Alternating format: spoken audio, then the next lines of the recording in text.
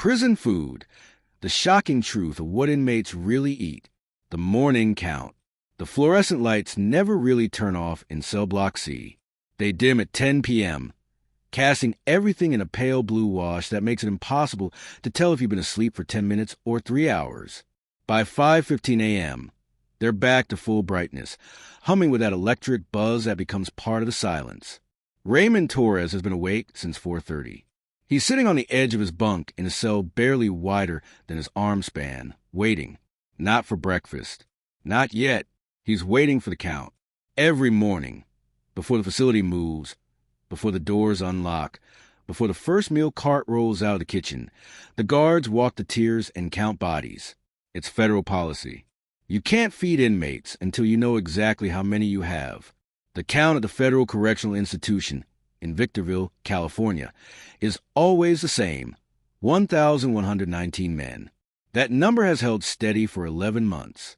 Overcrowding was worse 2 years ago, when they had nearly 1,400 crammed into a facility designed for 800. Back then, men slept in the day rooms on plastic mattresses, laid directly on concrete. Now it's just crowded. The officer's flashlight cuts across Raymond's face. He doesn't flinch. He's been here long enough to know that moving during count can add 15 minutes to the process, and 15 minutes means cold food, assuming the food was ever warm to begin with. Before we go any further, drop your location in the comments. It's how this community stays connected. If this kind of true story resonates with you, like the video, subscribe, turn on notifications, and share with someone who won't look at prisons the same way again.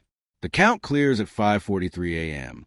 8 minutes later, the intercom crackles. Chow call.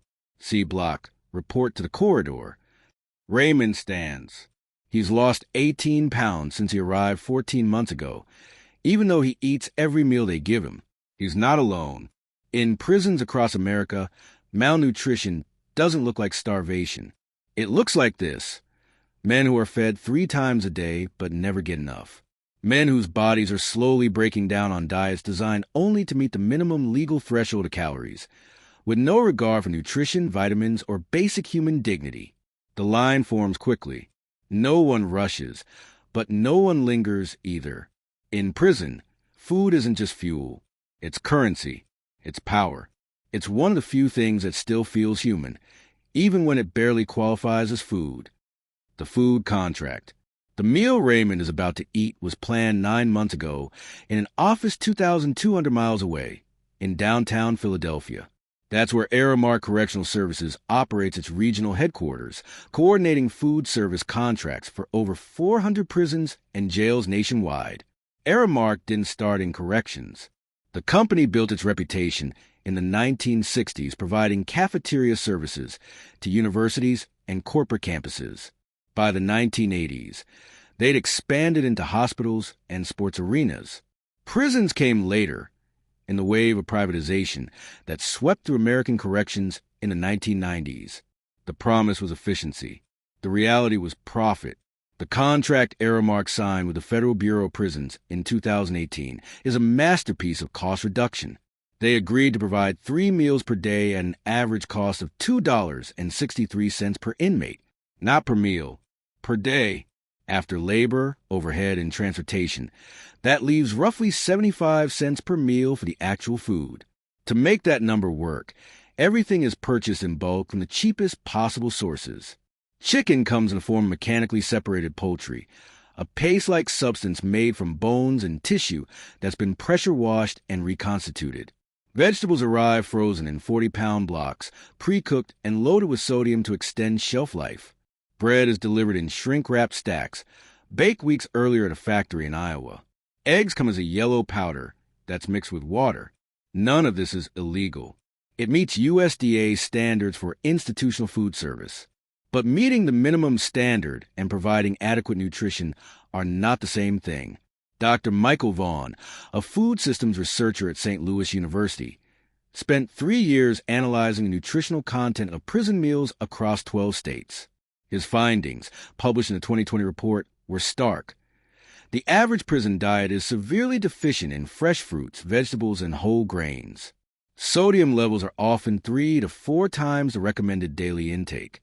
Micronutrient deficiencies are common, particularly in vitamin D, vitamin C, and omega-3 fatty acids. Over time, this leads to chronic health issues that are rarely addressed because the population is invisible to public health monitoring. In other words, inmates are being fed just enough to avoid lawsuits, but not enough to stay healthy. The contracts are built to allow for this. Aramark's agreement with the Bureau of Prisons includes a clause that permits substitutions of equal or greater nutritional value, at the company's discretion. In practice, this means if chicken prices spike, they can swap in turkey. If turkey is too expensive, they use soy-based protein. If fresh apples are unavailable, they serve applesauce. And if applesauce runs low, they serve nothing, as long as the weekly calorie average still hits the target. Nobody tracks whether inmates actually receive balanced meals on any given day. The oversight is purely mathematical. Total calories in, divided by total inmates, averaged over 7 days. As long as the numbers work on paper, the system continues. At Victorville, the kitchen operates under a supervisory staff of 4 civilians and a rotating crew of 53 inmates who work for wages between 12 cents and 40 cents per hour. The kitchen runs 6 days a week, 16 hours a day. On Sundays, the facility serves only 2 meals, referred to internally as brunch and dinner, though the food is identical to what's served the other 6 days. The man who oversees this operation is named Dale Richter. He's been the food service administrator at Victorville for 6 years. He's not a nutritionist. He's not a chef. He's a logistics coordinator, hired to keep costs down and keep the line moving. In a rare interview conducted by a local news station in 2019, Richter was asked whether he thought the food was adequate. His answer, it meets federal guidelines. When pressed on whether he would eat himself, he smiled and said, "I bring my lunch." The breakfast line. Raymond moves through the corridor with 140 other men from C Block. The line snakes past the chapel, past the law library, past the medical unit where the lights are always on, but the door is always locked unless you've got a scheduled appointment. The cafeteria is called the chow hall, but that term implies something more welcoming than what actually exists. It's a concrete room with bolted-down tables, metal stools, and walls painted the same institutional beige that covers every surface in the facility. There are no windows. The air circulation system is loud enough that normal conversation requires raised voices. The line moves at a mechanical pace. Inmates shuffle forward, trays extended, as kitchen workers spoon portions onto each divided section. No one speaks. This isn't a rule exactly. It's just understood. The faster the line moves, the faster everyone eats, and the faster you can get back to your cell or your job assignment. Raymond reaches the serving line at 6:04 a.m. The first station, oatmeal, not the kind that comes in individual packets with flavoring. This is bulk oatmeal, cooked in a 50-gallon kettle with water and nothing else. No sugar, no salt, no milk. The consistency is somewhere between paste and soup. A kitchen worker named Terrence uses an ice cream scoop to deposit a single portion into first compartment of Raymond's tray. It lands with a wet slap. Second station, toast. 2 slices of white bread, lightly browned in an industrial conveyor toaster. No butter, no margarine. There used to be margarine. Raymond remembers back when he first arrived. But 8 months ago, the budget shifted and margarine disappeared. Now it's just dry bread, still warm enough that it steams faintly in the cool air of the chow hall. Third station, fruit. Today it's a small apple, bruised on one side, with a sticker that says it was grown in Washington State. The apple is the only thing on the tray that resembles actual food in its original form. Raymond takes it without looking. Fourth station, milk. A half-pint carton, the kind you'd see in an elementary school cafeteria. The expiration date is 2 days away. The carton is warm to the touch. That's breakfast. Total cost produced per tray, approximately 71 cents. Raymond carries his tray to a table near the back of the room and sits. He doesn't eat immediately. He waits, like he always does, watching the room. This is a survival instinct he's developed over 14 months. You don't just eat in prison. You read the room first. You check who's sitting where. You notice if someone's missing, if someone's at a different table, if the energy feels different. Today, the room is quiet. That's good. He picks up the plastic spoon and dips it into the oatmeal. It tastes like nothing. Not bad. Not good. Just nothing. He eats it anyway mechanically, the way you'd refuel a machine. Because that's what this is. Refueling. Not eating. Not nourishing.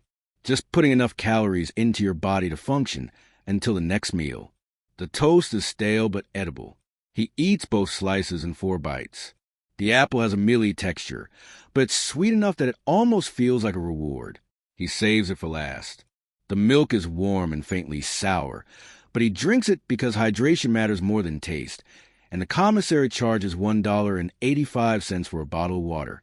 By 6:14 a.m., his tray is empty. He's still hungry. The commissary economy. Hunger in prison doesn't end when the meal does. It lingers. It follows you back to your cell, sits with you during work detail, keeps you awake at night, and the system knows this. That's where the commissary comes in. Every federal prison operates a commissary, a small store where inmates can purchase food, hygiene products, and basic supplies using funds from their prison account. Money comes from family deposits, prison wages, or, in some cases, from illegal sources that we'll get to later. At Victorville, Commissary Day happens twice a week, Tuesdays and Fridays. Inmates submit their orders on paper forms 3 days in advance. The orders are processed, the items are bagged, and the bags are distributed during a 2-hour window in the afternoon. The commissary is run by Keefe Group, a private company that holds contract with over 900 correctional facilities nationwide. They operate as a monopoly within each prison, meaning inmates have no choice but to buy from Keefe at whatever prices Keefe sets. And those prices are extraordinary. A packet of ramen noodles, which retails for 25 cents at a grocery store, costs 79 cents in the Victorville commissary. A jar of peanut butter that sells for $3.49 at Walmart costs $7.20 behind bars. A bag of tortilla chips, $4.35. A can of tuna, $3.85. A summer sausage, one of the most sought-after commissary items because it's shelf-stable protein, $9.50. For context, the average inmate at Victorville earns 23 cents per hour working a prison job. That means a single jar of peanut butter costs more than 31 hours of labor. But they buy it anyway, because the alternative is going hungry.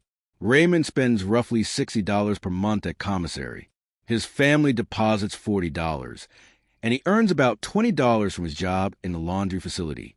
His typical order: 2 jars of peanut butter, a box of crackers, 3 bags of chips, 6 packets of ramen, 2 cans of mackerel, and a jar of instant coffee.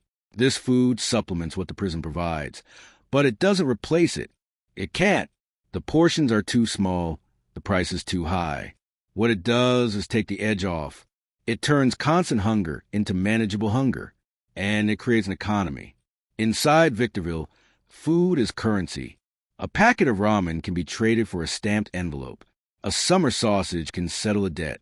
Mackerel, known universally in federal prisons as Max, has become a de facto unit of exchange, more stable than tobacco, more liquid than stamps.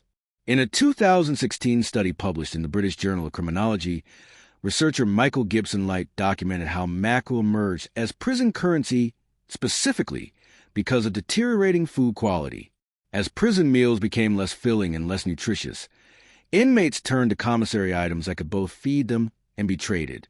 Mackerel fit the bill, high in protein, shelf-stable, packaged in single-serving cans, and priced consistently across facilities. At Victorville, the going rate for basic transactions is understood.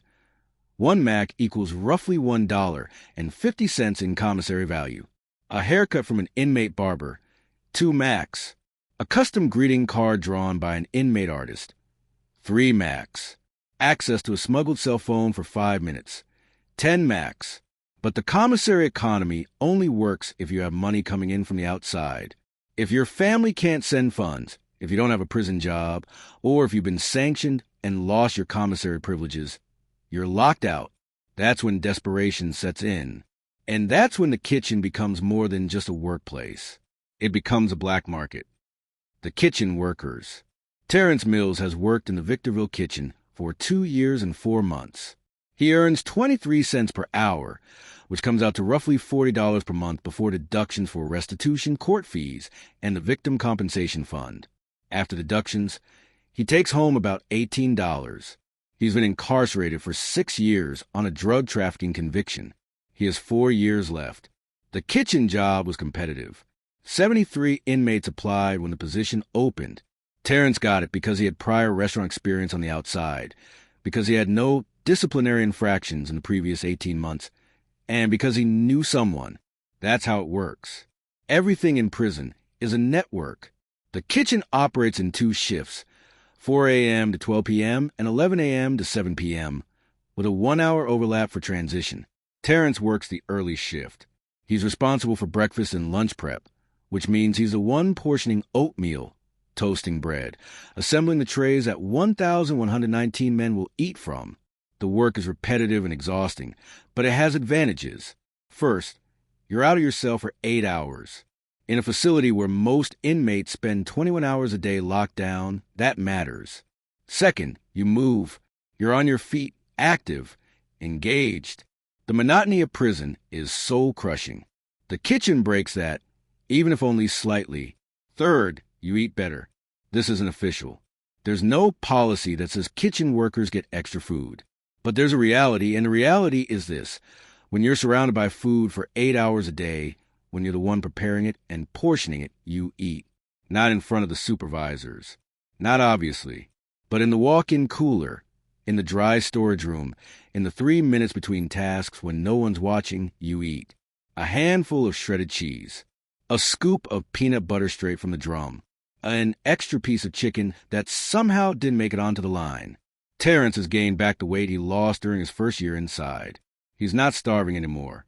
But he also knows that this access comes with expectations.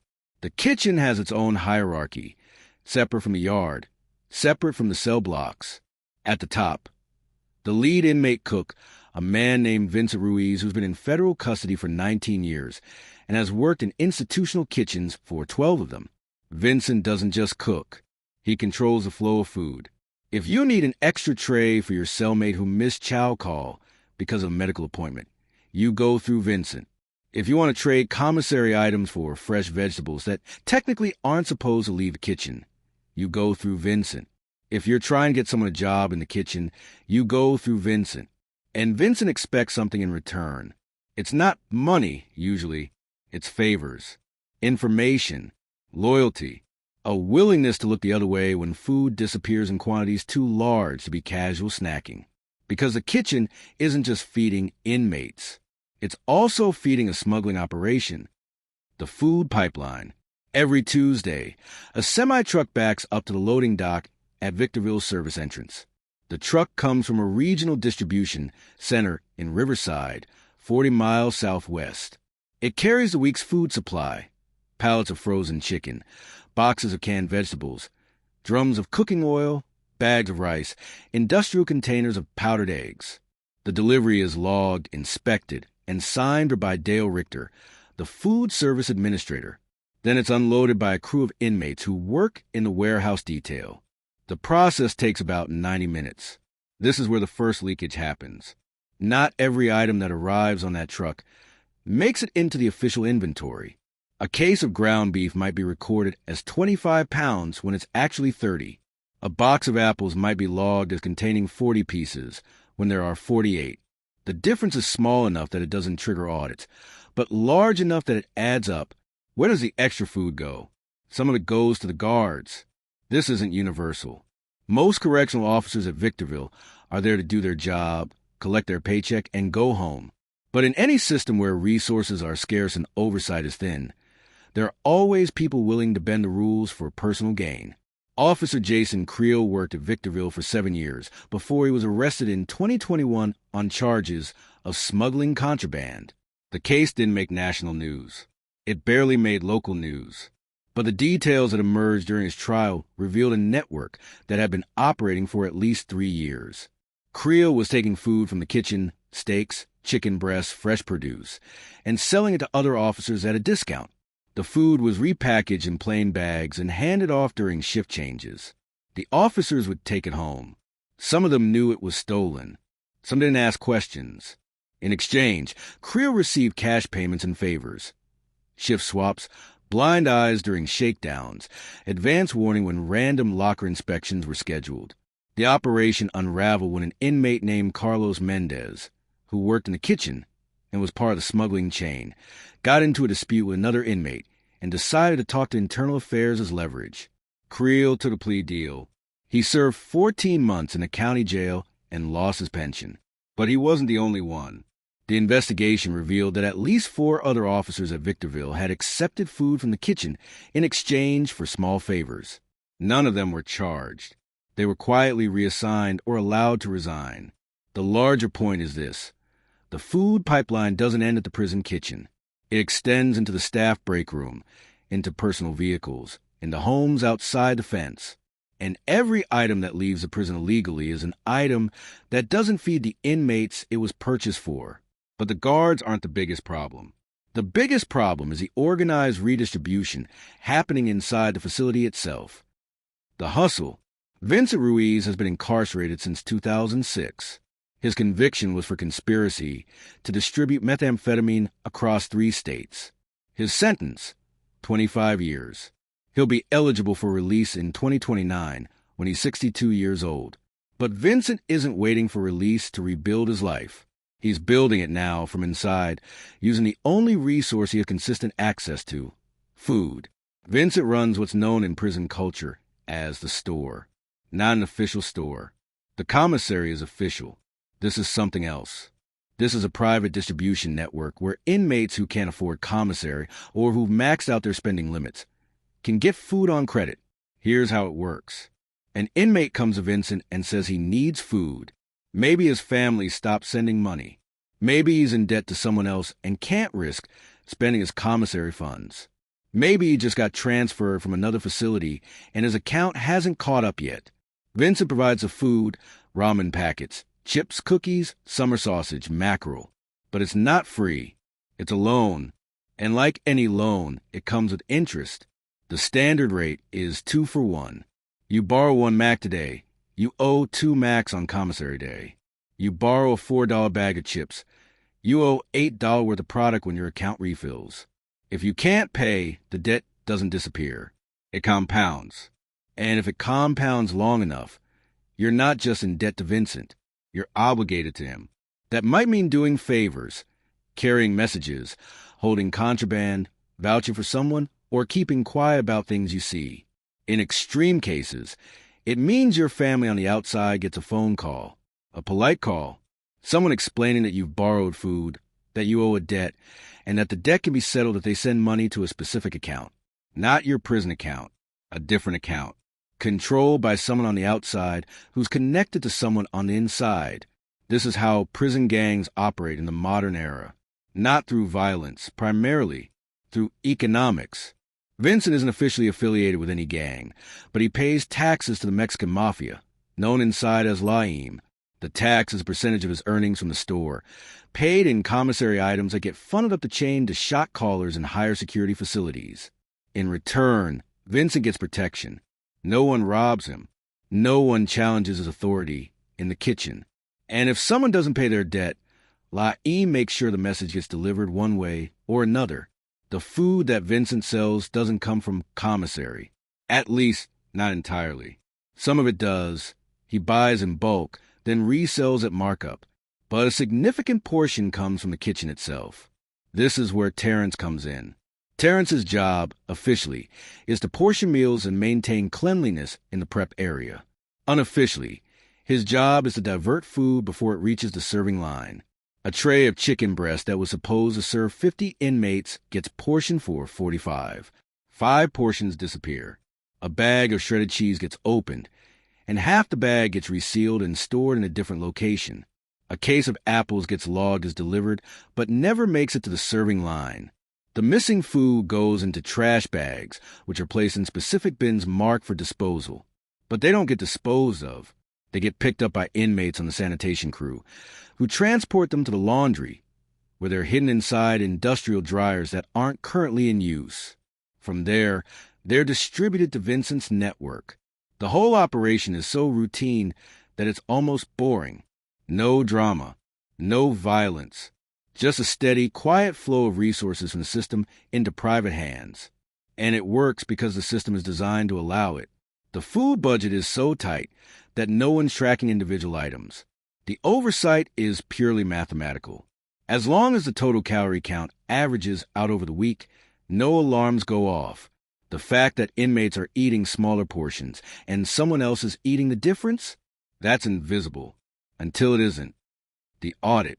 In March 2022, the Office of Inspector General received an anonymous complaint about food conditions at FCI Victorville. The complaint, submitted to the Bureau of Prisons' internal reporting system, alleged that inmates were receiving portions smaller than federal guidelines required, and that food was being stolen from the kitchen by staff and inmates. The OIG assigned the case to Inspector Laura Chun, a forensic accountant who'd spent 8 years investigating procurement fraud in federal facilities. She'd worked prison cases before, mostly related to construction contracts and medical services.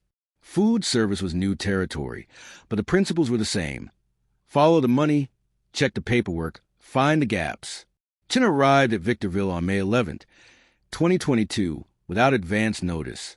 She presented her credentials at the gatehouse and requested access to 3 years of food service records, delivery manifests, inventory logs, meal production sheets, and financial reports. Dale Richter, the food service administrator, complied. He had no choice. An OIG audit isn't optional. Chin set up in a small office adjacent to the warden's administrative suite and began cross-referencing documents. She worked for 6 days, methodically comparing what was ordered against what was delivered against what was logged, and what was logged against what was actually served. The discrepancies weren't massive. They were small, persistent, and everywhere. Over a 3-year period, the facility had received approximately $4.2 million worth of food from Aramark's regional supplier. But when Chin calculated the actual portions served based on the meal production sheets, which document how many trays were filled each day, the numbers didn't match. By her estimate, roughly $340,000 worth of food had vanished. Not all at once. Not in a way that would trigger automatic flags. Just a steady bleed of resources, year after year, disappearing into a system with no meaningful oversight. Chin interviewed 12 kitchen workers, 7 correctional officers, and 4 civilian staff members. Most of them said the same thing. Portions are measured correctly. Food is handled properly. Nothing unusual is happening. But 2 people told a different story. One was an inmate named Marcus Holloway, who'd worked in the kitchen for 11 months before requesting a transfer to another job. He didn't want to talk at first. He'd been in federal custody for 9 years. He knew what happened to people who cooperated with investigations. But Chin offered him something: confidentiality, and a guarantee that his testimony wouldn't be used against him in any disciplinary proceedings. Marcus told her about the diversion operation, not in detail. He didn't have details. He wasn't part of the inner circle. But he'd seen enough to know that food was leaving the kitchen in quantities that didn't match the records. The second person was a correctional officer named Angela Perry, who'd worked at Victorville for 3 years. Perry had filed her own internal complaint 6 months earlier, alleging that kitchen supervisor Dale Richter was taking home food and that other officers were doing the same. Her complaint had been reviewed by her immediate supervisor and marked as unfounded. Perry told Chin she'd been unofficially warned to drop the issue. No direct threats, just subtle pressure. Shift changes that put her in less desirable positions. A performance review that was harsher than usual. The kind of workplace retaliation that's hard to prove but easy to feel. Chun documented everything. She wrote a 43-page report outlining her findings and submitted it to the OIG's regional office in September 2022. The report concluded that food service operations at FCI Victorville showed patterns consistent with systemic diversion and mismanagement. It recommended a full criminal investigation, immediate replacement of the food service administrator, and enhanced oversight protocols. The response came 3 months later. The Bureau of Prisons acknowledged the findings and agreed to implement additional training for food service staff. Dale Richter was not terminated. He was transferred to a different facility in Arizona. No criminal charges were filed against him or anyone else. Officer Angela Perry was reassigned to administrative duties and eventually resigned. Marcus Holloway was transferred to a facility in Texas, where he's currently serving the remainder of his sentence. The food diversion operation at Victorville continued. The cost of hunger. Raymond Torres walks back to his cell at 6:28 a.m. Breakfast is over. The tray has been collected. His stomach is still empty in the way that matters. He has 6 years and 2 months left on his sentence. That's 2,251 days. At 3 meals per day, that's 6,753 more trays, exactly like the one he just ate. 6,753 more portions of watery oatmeal, dried toast, bruised fruit, and warm milk. He does the math in his head sometimes, late at night, when sleep won't come. Not because it helps, because it's something to count, something to measure. In a place where time moves so slowly it feels like it stopped, numbers give shape to emptiness. But Raymond is one of the lucky ones. His family sends money. He can buy commissary. He won't starve. He'll just be hungry, constantly, for 6 more years. There are men at Victorville who aren't as fortunate. Men whose families have stopped sending money because they're broke, because they've moved on, because the distance and years have worn down even the strongest bonds. Men who earn 12 cents an hour in prison jobs and spend it all on soap and toothpaste because hygiene isn't optional when you're living 3 feet from another human being 23 hours a day. Those men go hungry in a different way, a way that changes you. Dr. Bree Williams, a geriatrician who studies health outcomes in incarcerated populations, has documented what chronic nutritional deprivation does to the human body over time. The findings are grim. Accelerated aging, weakened immune systems, cognitive decline, increased rates of diabetes and heart disease, bone density loss, dental decay.